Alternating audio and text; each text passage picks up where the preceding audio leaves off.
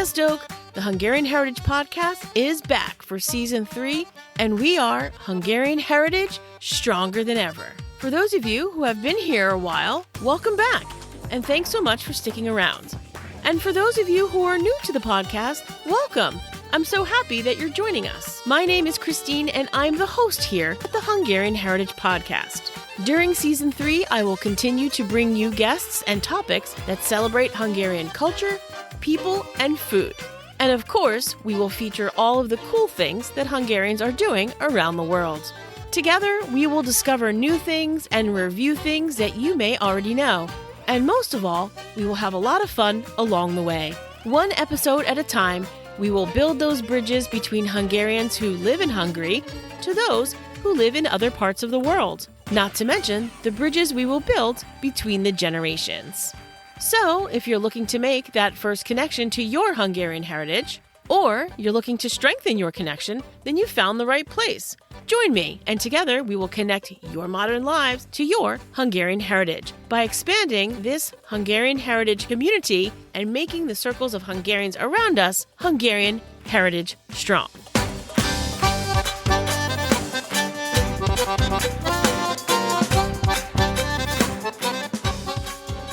Welcome to this episode of the Hungarian Heritage Podcast. Today, I am welcoming back my former guest and friend, Elizabeth Lukacs Chesla, author of You Cannot Forbid the Flower.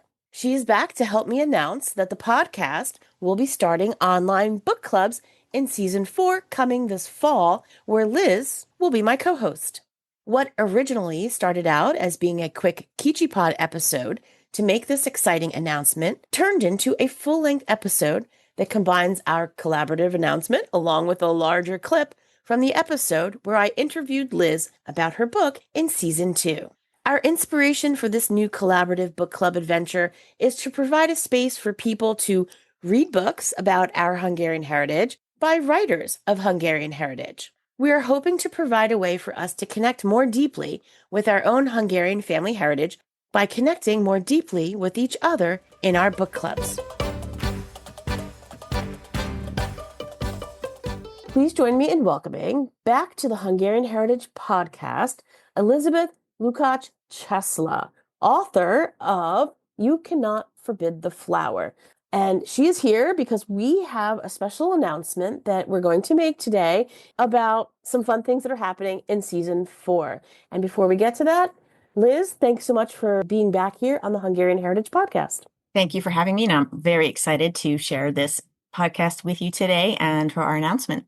Yes, it's been a long time coming and a lot of planning behind the scenes, as most good projects are. Liz will be joining me in season 4 as a co-host.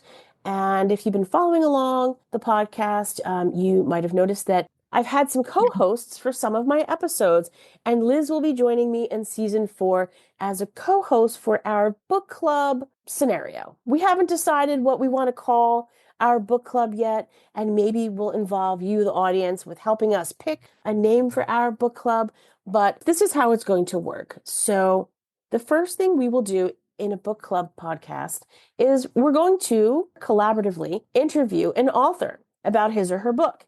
And then after that episode, we're going to plan a book club day. Because obviously when you interview an author, the author is going to tell you about their book and their process. And obviously, if you've been listening along the podcast, they will tell us about their Hungarian heritage. So after the episode, Liz and I will pick a date a few months after the episode to have an online book club scenario where more people can join in and we can dig a little deeper into that book. And the good news and the exciting news that Liz is also here to tell us about is we're going to start with her book, You Cannot Forbid the Flower. So before I let Liz tell you a little quick recap about her book, you can go back if you haven't listened to the episode where I interviewed her back in season 2, episode 11. I interviewed Liz when we first met about her book, but she's here to tell us a little bit about that book because we want to entice you for our first online book club, and we'll tell you about that after Liz gives us a quick recap of her book. Take it away, Liz. Thank you, Christine. My book You Cannot Forbid the Flower. We had such a lovely discussion about that back in season two. I really enjoyed sharing what I shared then. And so the quick, short recap is it's about my father, based on my father's experience in the 1956 Hungarian Revolution. He was a freedom fighter. So the story of the revolution, I use his experience and other freedom fighters' experiences to tell a broader story than I could tell just through my father's lens. And then the story of the revolution is framed by my father's family history and then by my history of, or the story of my own Hungarian heritage. Once he came here to the US as a refugee, life was very different for him. And his experiences in the revolution and also in World War II really shaped his life here. I feel like those were two very important times in history, and to have lived through both, which a lot of people that we know or are related to and who have passed, that's a very unique time to have been alive Mhm. because it was really two, I don't want to use the word tragedies, but they were political, economic, wartime tragedies, and then the aftermath of, Yeah. how people coped, survived, or didn't cope. So Yeah. I'm really excited that we're starting with your book because you're going to be my co-host for this new experience that we're doing on the Hungarian Heritage podcast. So, what do we have to tell the listeners? We have to tell them that they need to get the book. So, Liz, how can people purchase your book? The best way, you can order it from me online at my website, elizabethchesla.com. Perfect. So you have all summer to read this book because we will be hosting this online book club adventure on September 25th of 2025. So, argument's sake, you have one, two, about 3 months to get through this lovely book. And I think it wouldn't take you more than not even a month to get through if you're spacing it out or some people read very quickly as well. You're going to love it. You're going to want to go back and reread certain parts because we're going to go forward and collect questions, come with ideas, just so that we can dig a little bit deeper into the discussion of You Cannot Forbid the Flower. I just wanted to offer that my book is a pretty quick read, as you said. It is not a traditional historical novel. It is a hybrid, so that includes some poetry, includes some historical documents. What Liz is also trying to communicate is that, it's not like a typical chapter book. Even though they are chapters essentially, the hybrid part of the book makes it even more fun to read. Should we tell them about like the whole everyman situation? Because for those of you listening, you've got two English teachers on your hands right here, but the story is told in an everyman point of view where each chapter or poem or historical document references your father as being the main character, even though he wasn't necessarily the main character in that section. Yes, yes. It was my way of being able to tell a lot more of the stories of the revolution by placing my dad in places where he actually wasn't. Yeah, but that's the creativity of the whole thing. And I feel as though that really made the book chock full of more things to know and learn and understand about that time period. Because sometimes, like all of our stories, all of our micro stories of ourselves, our families are Mhm. very important. But I feel like you put together your father's and your family's micro story experience, but also added more to it what I found when reading the book. So I'm really just trying to convince you to join our book club, but um, I don't think I should have to because it's so amazing. I really felt like I learned a lot more than I didn't even really know that I didn't know about the history. Like, I feel like we always have like a glaze over of like an historical event, maybe a little bit closer if we're connected because our family might have experienced it.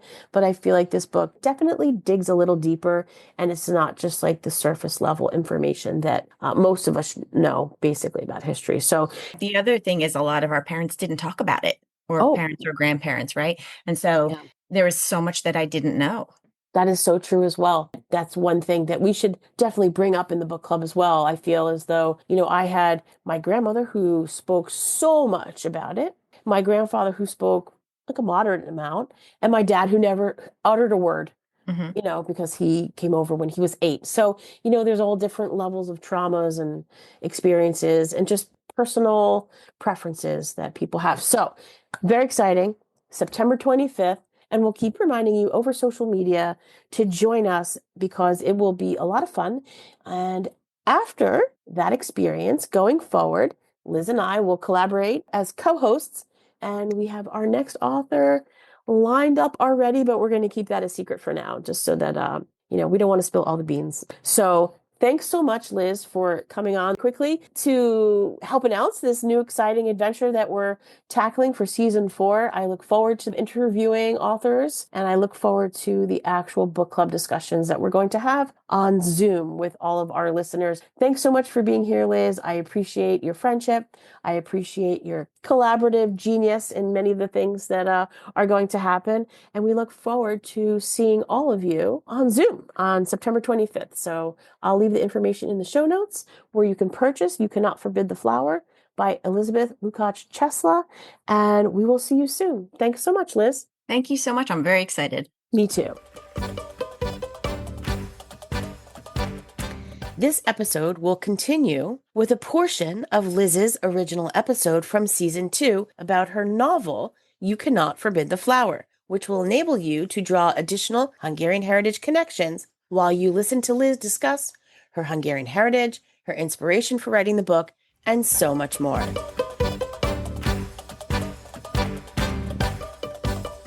Please join me in welcoming Elizabeth Chesla, author of You Cannot Forbid the Flower, and she is here today to talk about her novel, which is a compilation of her connection to her Hungarian heritage, and she's included many things in this novel, which I'm going to let her tell us about, but I'd like to say that she's woven everything together so nicely with stories and personal stories, poems, and I'm going to let her tell you all about that. Welcome, Liz. Welcome to the podcast today. Thank you. I'm delighted to be here. I'm excited for you to be here as well. So normally, as you know, when I record a podcast, we generally start out with tell us a little bit about your Hungarian heritage. However, we decided when we were talking about doing a podcast episode together that if you started out that way, you'd be giving away all of the secrets of what we're going to discuss about your novel. So we're going to kind of start in the middle of your Hungarian heritage a little bit. So we'll jump back and forth on your timeline. So tell us a little bit about your Hungarian heritage, but why don't you start when your parents met? Like, where were they born and how did they meet? Let's start there. Okay.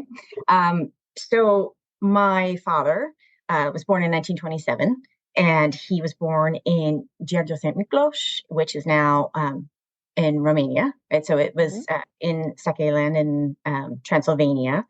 And he was born there, and he and his one of 12 children, and they all had to leave at the end of World War II, and they skipped to Hungary. Okay. It was then Hungary because what was Hungary after the borders? Right. Very complicated. Yeah. And my mother was about 14 years younger. She was born in Pest. But she left. So my father, after they escaped, they were in sort of northern Hungary, and then he went to Budapest. But she was already gone because her family escaped right after the siege or during the siege of Budapest. Okay. Yeah. So she was only 3 when she left, and had quite the journey. Tell me where they ended up meeting. Yeah. Because it's not your typical story of how they got to the U.S. and how they met and then got to the U.S. Right. So we'll go chronologically. So my mother left first, right, when she was younger. So after they escaped the siege, they went to several different countries. And then finally ended up settling in Venezuela, where there was actually a very large Hungarian community. So my grandmother was like a scout leader there. There was a big, there's schools and scouts and all of that. And then when she was a teenager, they moved to Illinois.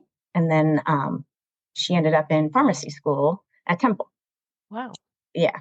So that's what brought her to Philadelphia. And then my father fought in the Revolution and then escaped through the swamps to Austria. Ended up coming to the U.S. Right before Christmas that year, 1956. Landed in Camp Kilmer, or went to Camp Kilmer, and wasn't there for very long before he was sponsored because he has some valuable skills. So he was sponsored went right into a job down in Delaware County, and they met at one of the Hungarian club events in the city. So then that was that. Yeah, They, these are they were big journeys that very big journeys, very yes. big journeys. I feel so lucky to live during the time period that we live. We haven't here on US soil experienced that type of turmoil in life. Hopefully we never will. But those are pretty big journeys, when you look at people who are, your parents, like your mom and your dad, or your grandparents, however, whatever your connection to your Hungarian heritage may be. That's a big journey. Like you look at them as just like, the people sitting across the table, Mhm. right? At dinner time. And Yeah. so that's a pretty big journey. So And the people they, who lost everything to get here. yeah, Yeah. yeah, gave it up in minutes sometimes. It wasn't Mhm. always like a planned escape. Sometimes it was, Right. within 24 hours. So even though people have very similar stories, everybody has a little bit different of a twist, of Yeah. how people got here. And I feel like you can say that pretty much with many people that, immigrate to the United States for reasons other than just wanting to come here, for a job.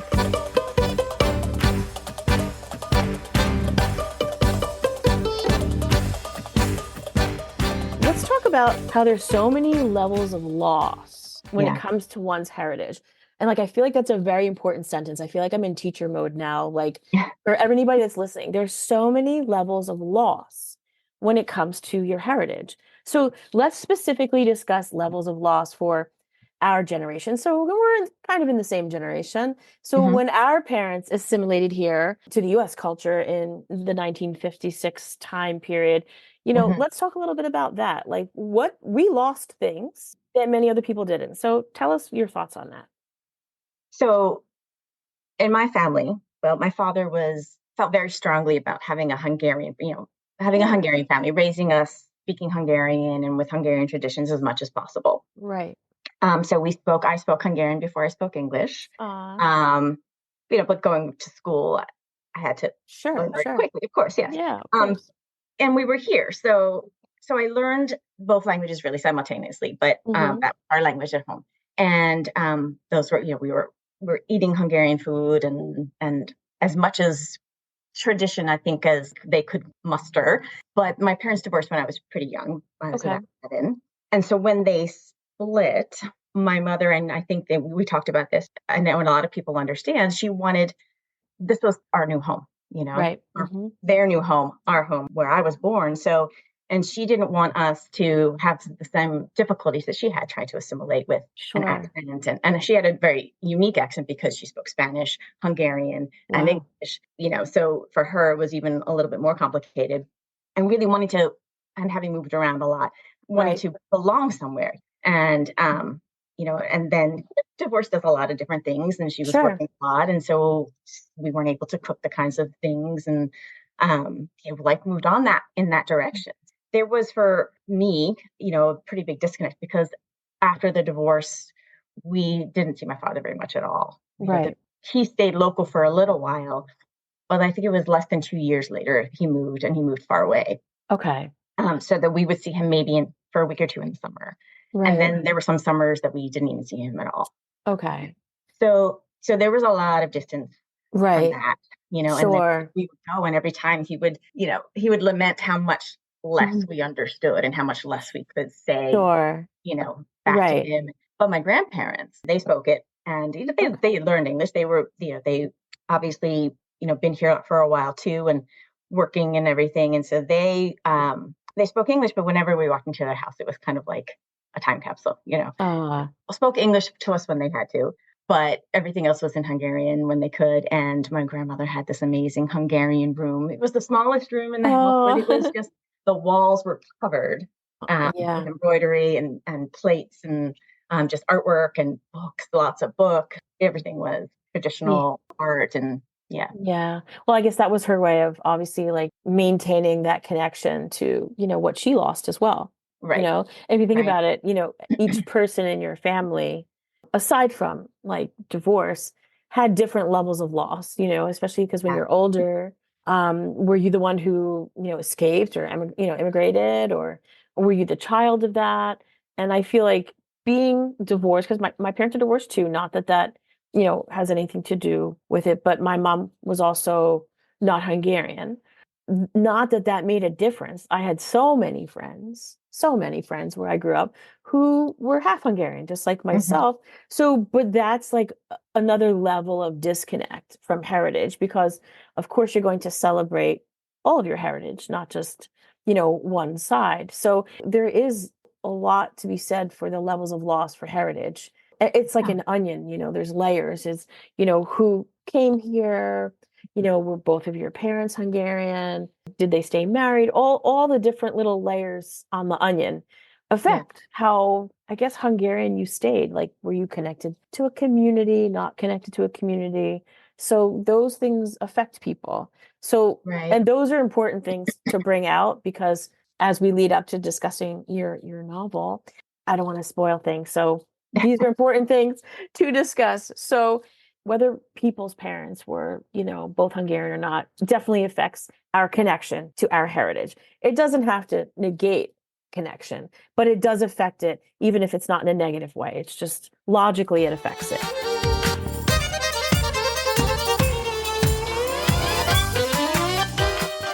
Your Hungarian heritage, as you mentioned, it changed a little bit when your parents divorced, as Mhm. many things change when people divorce. And, you have like a new assimilation situation, as people do. And for you, that was a little bit of a loss of your connection. Mhm. But you started to regain connection with your dad and your heritage. Tell us a little bit about that. Like, when did that change for you?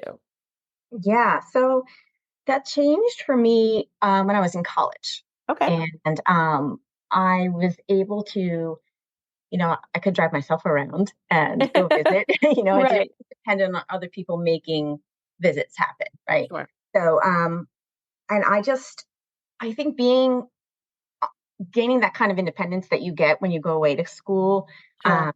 that just helped me really just realize how much I missed that connection, how much I missed my father, obviously, but like that, how much I guess not to say obviously, I miss my father a lot. Sure. So Yeah. let me clarify that. And I just felt like I didn't know him very much, which I Okay. didn't, and really began to feel I needed to know who I was, and I couldn't. I was learning who I was, but I really needed to know who he was to paint the bigger picture. Like Sure. I'm a part of him, he's a part of me, and um, I felt just that an emptiness there that I wanted to. Sure. Yeah, we had a lot of empty pages because Yeah, were young when your parents divorced and the situation that occurred afterward, you weren't able to fill in those pages. right. Like you weren't old enough to ask some of the curious questions that you might have asked when you were 10 or Mhm. 14 and now you have that opportunity. Yeah. That's great. So you took it upon yourself to, bridge that gap for yourself, which is great. And you also mentioned that you cared for him a little bit as he got older and he told you stories at that time. So tell us a little bit about that experience. Well, actually, the story gathering started quite a bit before that. Okay. Um, I mention in the book the Time Life magazine that came out right after the revolution and the Mhm. photos in there. So my father did have that magazine, and um, I did. It had such a profound impact on me, So, and I was 12 or 13 or something around that age when I first saw it. Okay. But and I knew that he had been in the revolution, but I really didn't know anything about it. But Right. those, are you familiar with that magazine? Yeah, I think you showed me pictures. Yes. Yeah, yeah. Mhm. So they're they're hard to see, Yeah. and it left such a deep impact on me. And so over the years, I just, these are questions that I had that kept bubbling up. So what was Sure. how did he fight? What made him? He didn't have to, Right. right? He didn't. Right. He made a choice to Yeah. fight in Yeah. the revolution, and then how did he get here from there? And how did that impact him? And so as I got older, I became more and more curious and just more confident later, when I was older to be able to ask him about it because when I was younger, I was a little afraid of him. And Sure. yeah. Yeah, and those were probably frightening questions to ask too Right. when you were 10, 11, or 12. And I feel like you hit a good point where you see these pictures, and now with the internet, like you can see lots of pictures. Right. And people do have accounts that where they're showing those historical moments, and they are hard to see, thinking like, oh wow, like I've been there, and like wow, that's where they're marching, or that's where they're, you know, Mhm. things were not safe, and it is different, and not that this negates or changes anybody's experience who left, but when you have someone like yourself, like your dad, who fought, like that changes the conversation a little bit. Mhm. Um, because, and I'm not saying that people that didn't fight that, but not thinking less of them. But I'm just saying when you have someone that actually like took up arms and um, fought those battles, that's a different question you're asking your dad. You know, Yeah. personally, like I know my dad was 8, I guess, during that time period. My grandparents didn't, well, not that I know of. I don't know if my grandfather did. I don't know if he would have ever told us. But my grandmother was feeding, which I've said before in other episodes, but she wasn't physically like rebelling. She was rebelling by feeding people like your dad, and then they escaped within 24 hours. So yeah, like they were rebels too, but Right. not to that level of the actual fighting. So the questions I asked my grandmother and grandfather were definitely different than the questions you asked your dad. And I But could, they were still risking their life. of course, I mean, Yeah. people even that just left were risking Mhm. their lives. So we don't want them to feel like they've done less. People left because they had to or needed to for whatever reason that they did. And, obviously we support all those reasons. But I can imagine that the questions that you asked were frightening because just looking at those pictures, that's your dad. Yeah. Well, I'll just put this out there because if you read the book, you'll know. Yeah. My father he was an alcoholic. He could be violent. Okay. And he never hurt me Right. or my brother or sister. But I had some pretty traumatic memories. Sure. So visiting my dad was Mhm. always a little bit. Um, there were a lot of emotions around that. Sure. And You then were cautious. You I, you used emotional caution when yeah, you, thank you. yeah. That's a great way to put it. So I was cautious, and it took me getting older and, like I said, Sure. more confident to sort of build a relationship. And I wanted to know who he was and why he made some of the choices he made, and sort of why he was who he was. Right. And um, there aren't easy answers No. to these kinds of questions, and Mm-mm. people are complicated and Sure. and have a lot of things that kind of push them in one direction or the other. And so, yeah, I wanted to be able to paint a bigger picture of Right. him. And you Yeah, continued to do that. You continued painting that picture for yourself, yeah, even after you were married. Like you yeah. continued to care for your dad, and he continued to tell you more stories. Yes, getting stories out of him was Mhm. challenging. Yeah. So but slowly over the years, Yeah. I got a few. I got a few. That, yeah. Yeah, Well, that's good. It's good for you that you were able to paint your family picture for yourself. So then you yeah. can, share with your children too.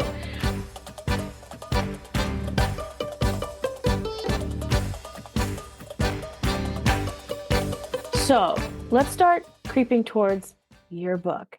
Now, what obviously all of the stories your dad told you inspired you to Mhm. write this, but tell us a little bit more like what was that final inspiration for you to say, hey, I've collected all these stories. Let me turn this into a book. How'd that happen for you? I can't say there was just one moment. I Okay. think it's something I knew for a long time that I had to do. Okay. It was, but the circumstances aligned later. Like Sure. I had been, like we said, writing down these stories for a while, and then sort of playing with ideas in my head about how to write it. Okay. But it was much later, after he passed, that I was really starting to feel like I could tell the story. you Okay. know and part of that was just me gaining confidence as a writer. Okay. So that was honestly a big piece of it. But then I had a wonderful opportunity, for me, thinking about how to tell the story. I knew that I would need to tell it in sort of flashes and fragments to reflect the way that I learned the story. It was never, I didn't see this as being a sweeping historical novel, which it could be. Right. Maybe down the road I'll do Right. another project of that sort. But Hmm. but this was just sort of, reflecting the way that I pieced together the story too. Right. Because you received it in pieces. Yes. That's a great way to say. So I feel like it's important that we now talk about the pieces of information that you received, because your book, You Cannot Forbid the Flower, is like an historical fiction book. So not everybody might know what that means. So tell us why you chose to write it in a historical fiction format. So it could have been memoir. Right. Yeah. I think there are a lot of ways that I could have gone about this, but for me it was really important not just to tell my father's story, but to tell the story of the revolution. Um, I think, when people read the book and talk to me, I hear so often, I didn't know this. I didn't know, but Mm-hmm. but these are people who lived through the Cold War. Yeah, We were younger maybe, but sure. you know, but yeah, there's just I felt that I really wanted to share Mm-hmm. this part of history. It was such a pivotal event in the Cold War. Um, and also I just think it's the story of a people rising up against oppression and of a people, fighting for their freedom. Unfortunately, we have to keep hearing that story, you know. Unfortunately, Um, we do. You're right. yeah, Yeah. yeah. And just I wanted to delve into some of the things, that are universal, the dangers of nationalism, for example, Right. um, and the impact of trauma on people who live through it, and then on the families and the generations that come after. I mean, it doesn't just stop there. You escape and you bring it with you, and it carries on. Right, exactly. So for those who maybe have forgotten because you've been out of, school for a long time, and I think it's also important to mention that we were both English teachers, so I'm trying not to get like too nerdy when I talk about like books. Um, but historical fiction, it's where the history is essentially real, and then the characters, some of them could be real, but Hmm. a lot of dialogue might be created for those characters. So in your book, your Yes, dad is essentially real. So it's like not a memoir, as you said, but you use your dad, even though he was there, as an historical character.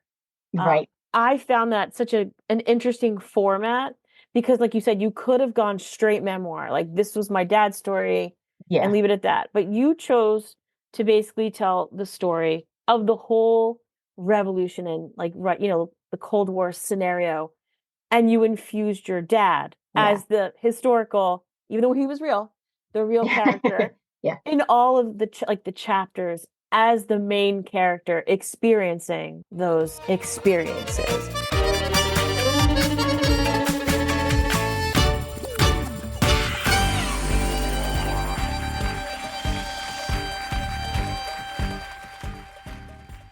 When you read Liz's book, You Cannot Forbid the Flower, you're going to get so much information, as you just said, Liz, that you might not even know that you didn't know, because that's Mhm. how I felt.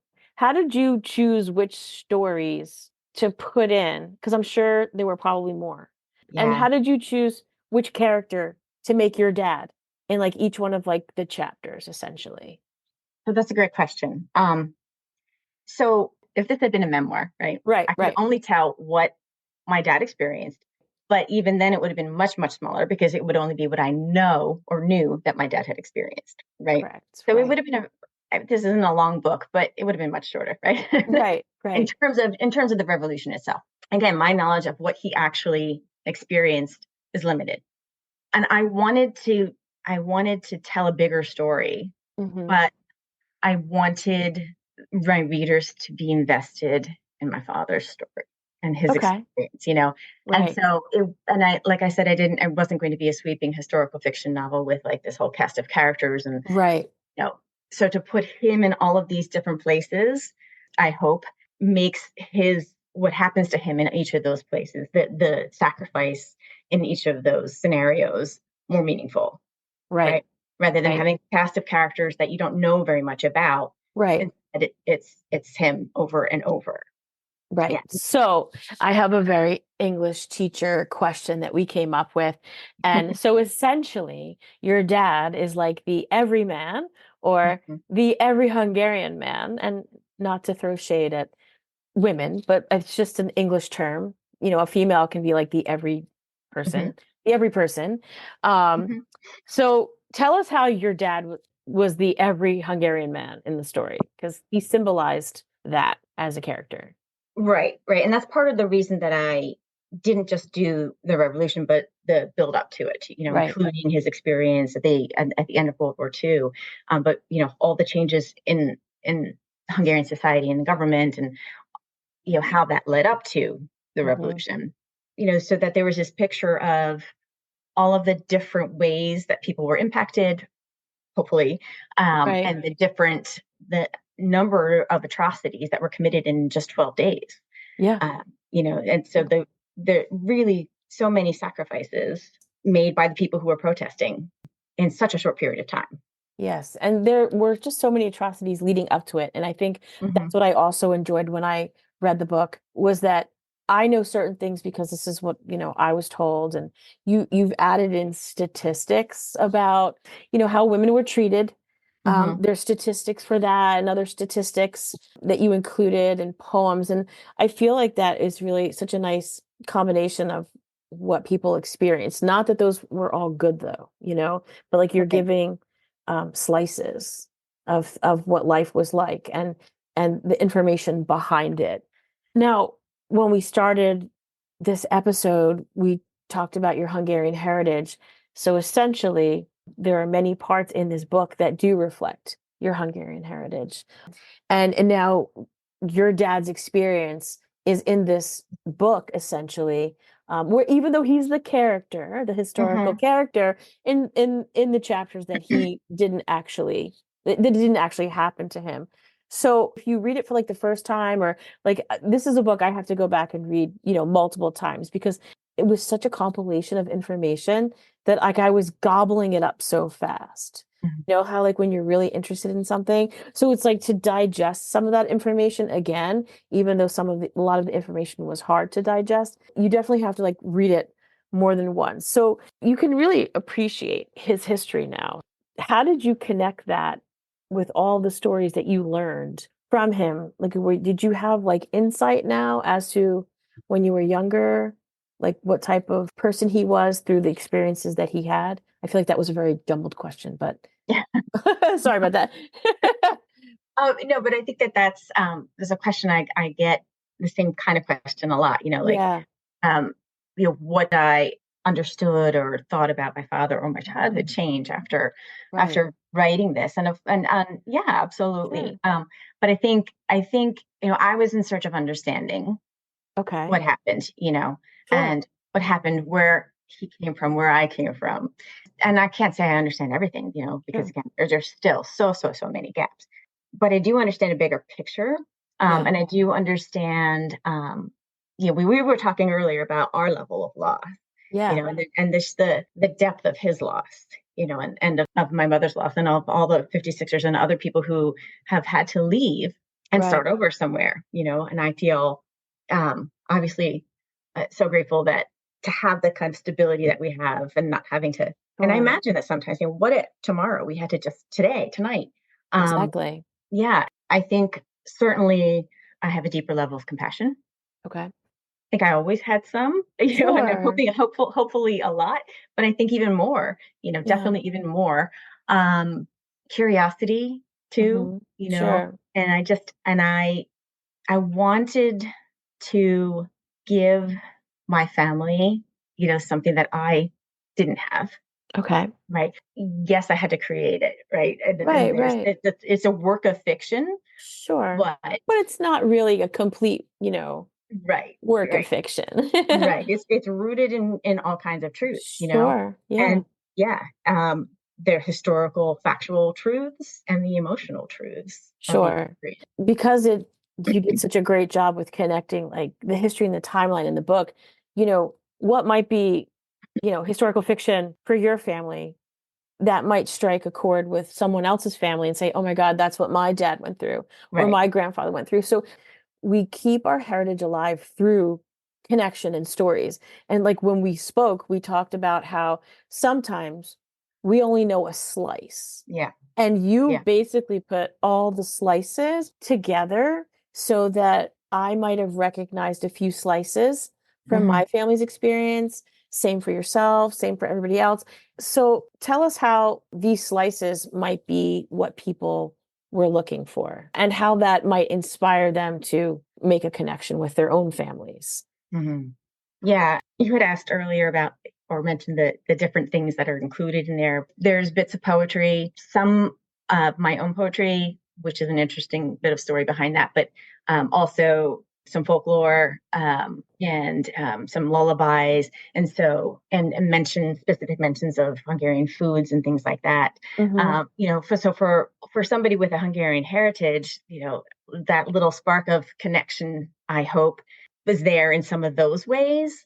Right. Even if their parents or family didn't come over in 56 or experience the revolution, maybe they've been here for generations, but Sure. still it's part of the heritage, right? Right. So those bits are in there, and other pieces that they might get, those slices, are just the sort of maybe the conversations or the caretaking, or Mm-hmm. just the relationships that we have with an aging parent, for example, or a Sure. parent who we just don't know. Yeah. You're right, and just Yeah. trying to get to know them. So I hope that again, that it encourages getting some of these slices, and um, painting the pictures in this way inspires people to to maybe talk to their grandparents, or like, I wish I can't go back in time, I but know. if I could have visited my father more, gotten more stories, if I could have talked to my grandparents more, luckily my mother's still here, Right. and we've got stories. I just think it's such a big piece of who we are. And Absolutely. And sometimes we've forgotten about slices. So I yeah. feel like the way your book is set up and how you really created your dad as the main character, the everyman, really helps connect slices for people. That's such a great thing because I feel like it's going to inspire people, hopefully inspire people to ask more questions. I Hmm. feel like I love asking questions. I was always that kid, you know, I was always the kid that asked questions, but like I didn't write a lot of the stories down, but some of the things that you mentioned in the book, I was like, oh yeah, I remember that when a story. Hmm. So it might be that you had the slice, but you forgot about the slice, Right. or like Right. a slice of the history, and then some of the slices are new, and hopefully people will really see that and see the value in asking their family more questions, because it's really you're providing the connection of your heritage to the next generation. Right. So it's such an inspiring book, and knowing that it's like a hybrid historical fiction, and that your dad, maybe one day you'll tell us which ones were your dad story.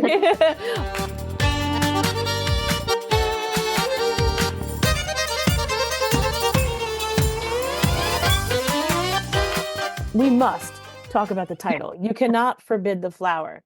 So Yeah. on the cover of the book, there's the, very traditional Hungarian embroidery. Hmm. So the title of your book is You Cannot Forbid the Flower. So tell us, how does that connect to this Mm. historical fiction novel that you wrote? What was your inspiration for the title? What's the meaning? What does it symbolize? Or is that something that people have to read the book to find out?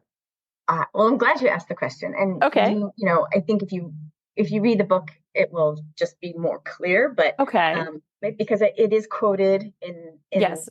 in the book, yes. Well, I didn't So want to spill the beans. If beans were going to be spilled, I wanted you to be the spiller. So, yes, yes. Well, these beans, we can spill these beans. okay. Yeah. So it comes from a Sándor Petőfi poem, right? And Okay. I came across it initially. You know, he wrote the national song that inspired the 1848 revolution, and then it Mm-hmm. was frequently used, of course, in the 1956 revolution. Yeah. And then as I started to delve into the research and into Hungarian literature, and I knew I wanted to include pieces, I do quote from the national song. When I just saw this poem, it just immediately I knew, because yes, it's a story of the revolution, right? Mm-hmm. But Sure. it's also a love story on Yes. several levels. And You Cannot Forbid the Flower is a beautiful love poem. And so, I mean, it's a love story, my love for my father, his love for his country, his love for his family and for freedom, but also, this sort of difficulty of loving after so much loss, right? So all these questions and issues around that. But I wanted a love poem to be the title, but also when you think of, this, you cannot forbid the flower is the first part, but the next part is to bloom, right? You cannot forbid the Right. flower from blooming. And so for me, it represented really the revolution as a Right. whole. You can't, like, when people are so oppressed, Right. and the revolution has begun because it's just, we're human beings who need our freedom and have Right. the right to our freedoms. And so once that spark, it's like a flower that starts to bloom. It's like nature finds a way. Right. No matter what, nature finds a way. So the revolution, I know it's a line from the poem, which I wasn't sure if you wanted to spill the beans on that, but so it's a line from the poem, but also you can't stop a flower or a tree from blooming in the spring, even if bombs are going off, a few blocks down. And it reminds me of like when you see a picture of like a highway or concrete, or even if you're going for a walk and you see like a little, even if it's a dandelion, like creeping through like the sidewalk crack, like nature finds a way for beauty. Even if you don't think a dandelion is beautiful, it is still nature. It is still something that found a way, and you can't forbid the flower from blooming. So, and I feel like it does have a little bit of a somber, because, we're talking about because of like a revolution, but there is beauty eventually. There are flowers eventually, and sometimes it takes a while so that we can enjoy the flowers. That's a really great connection. And the cover of your book is beautiful as well. I like how you had black behind the matio. It was very striking.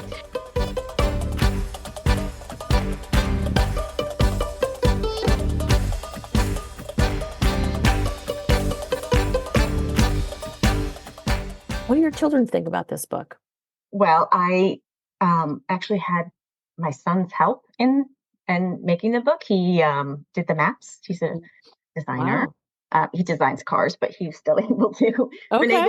do the map making for me, which was That's a great. wonderful bit of like having him be a part of it. Yeah. Yeah. So I think, so my youngest was actually born just a few weeks before my father died. So, Oh. so she never got to meet her, but she Right. doesn't remember, obviously. Right. Um, so she doesn't have any memories to compare it to. So like, obviously we've talked about him. He has those stories, but this is just like really another level, obviously. Right. Yeah, they're, have the question that most people ask is what's real Yeah. and what's fiction. Right. Sure. Sure. So they're privileged to that information, but Right. Of course. Of course. and to keep, for me, I have purposely muddied the waters Yeah.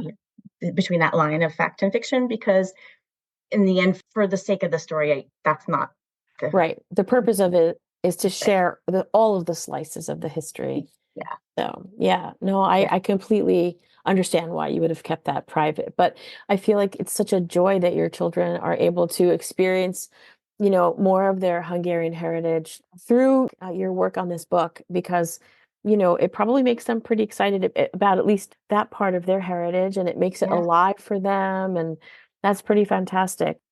I just want to jump back to your Yeah, last sure, question, sure. if I can, just because it's so exciting to me that I am starting to relearn the language. Oh, I tried, when I was back in college, and there was just so much other things going on in my life. So, sure, but now is a wonderful, perfect time for me sure. to relearn. And so one of my daughters wants to learn it with me, which is just so. Oh, And yeah, so that's exciting. Yeah, so like you're providing that like layer of the onion that she may or may not have had if you didn't find the inspiration to write this book. Like you've always collected the stories, but this is taking it to another level for yeah, yourself yeah. and for your kids. That's great.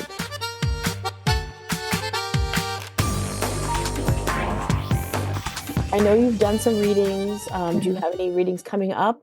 So tell us about that. And what did people ask you about? Like, what's a common question during a reading? So yes, I have done several readings in the area, and one's a Zoom reading.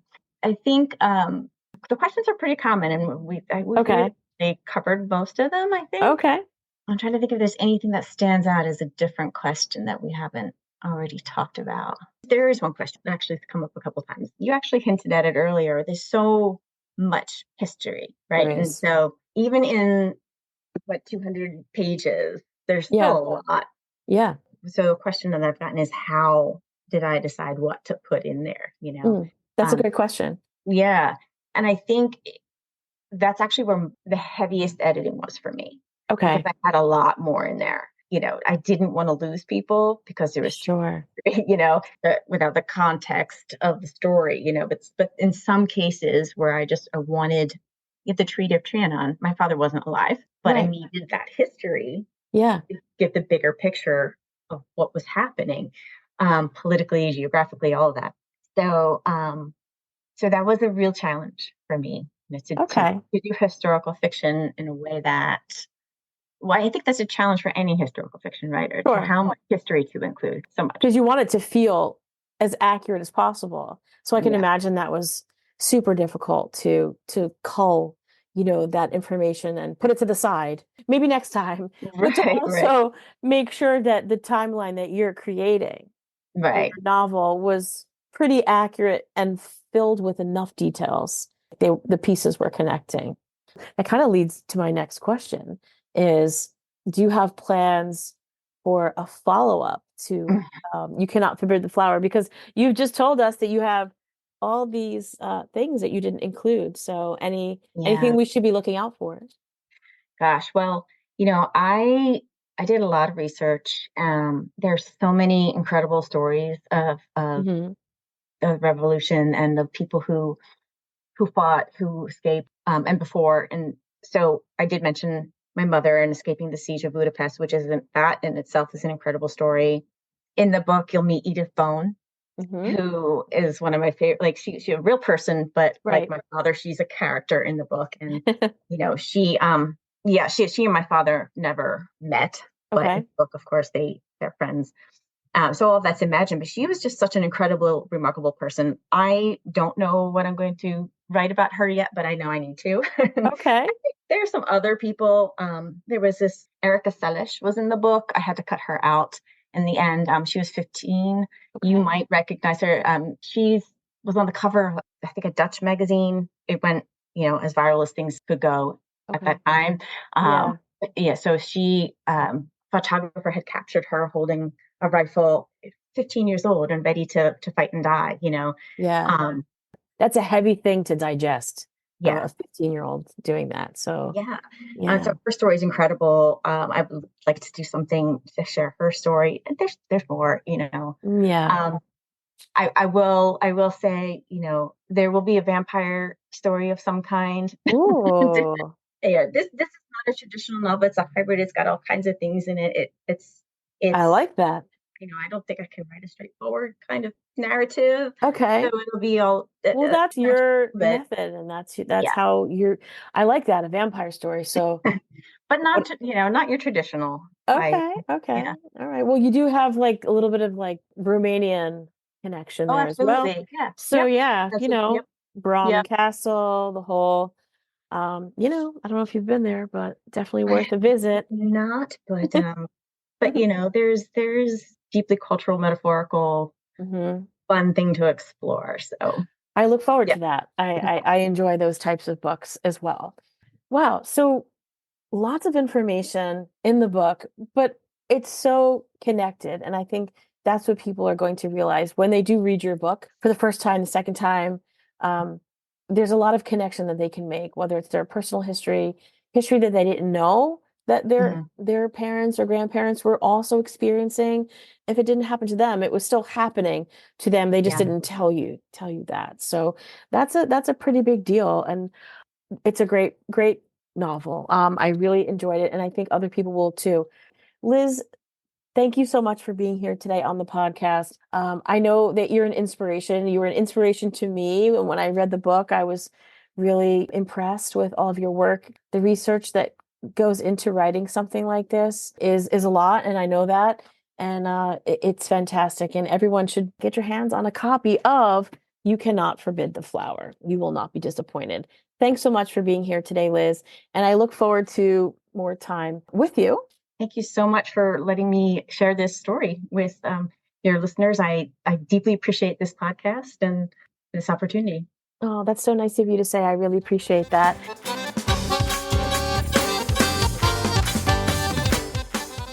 Thanks for joining me today on this episode of the Hungarian Heritage Podcast with my friend, author, and future podcast co-host, Elizabeth Lukacs Chesla.